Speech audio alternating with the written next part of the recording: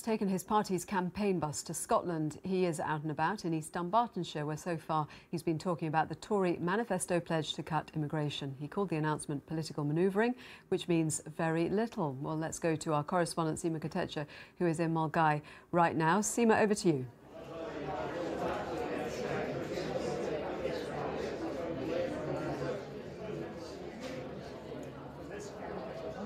Seema, hi.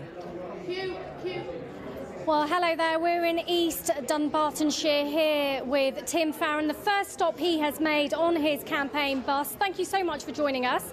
Why are you starting here? Tell me the importance of this seat for your party. Well, East Dunbartonshire's a seat we missed out on by just 2,000 votes here. Joe Swinson, the Liberal Democrat, just behind the SNP here. And this is one of many seats in Scotland where the Liberal Democrats are the only challengers to the SNP, and the only chance you've got if you want to prevent a divisive additional independence referendum that the SNP clearly want. But also across the country, across the whole of the United Kingdom, the Liberal Democrats are now growing into that space that an official opposition really ought to be, providing an alternative to the Conservatives. Let's be honest, we're heading for a Tory landslide on the 8th of June. Britain deserves a strong opposition.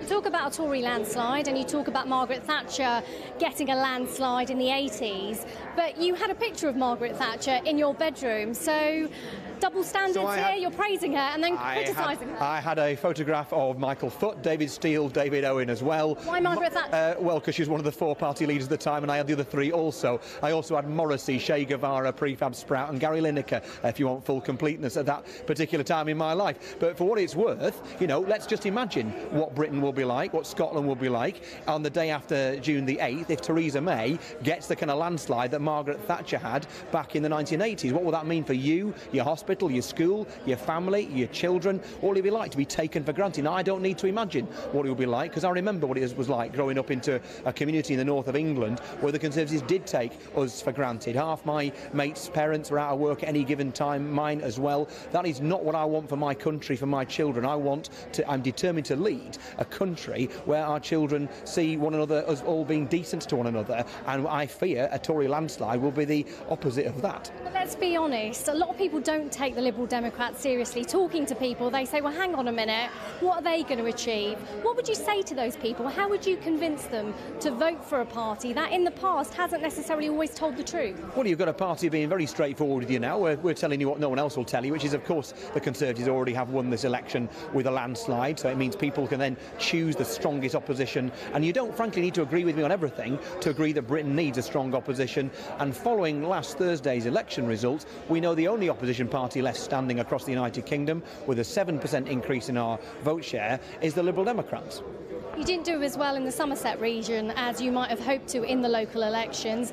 Isn't that a bit of pessimism there on your party now, on their part, feeling a bit negative about the election and what actually might be achieved? Well, I think what we saw from the local elections is a bit of a kind of crystal ball in what's going to happen on June the 8th, which is a Conservative landslide, Labour implosion and UKIP ceasing to exist because they don't need to anymore. Theresa May is now basically the leader of UKIP and the only opposition party across the United Kingdom left standing to increase our share of the vote by 7%, twice as much as the Tories increased their share of the vote, by the way, are the Liberal Democrats. This is a moment where Britain can choose an alternative, and the only ones with an alternative for Britain standing up to the nationalists here in Scotland are the Liberal Democrats. OK, so the Tories today have said they want to cut net migration to the tens of thousands. What's your stance on it? I mean, you talk about good migration, don't you? What does that necessarily mean? Because when we're talking about the NHS, education resources being used on that part of the population, some might argue that, hang on a minute, we should be cutting numbers.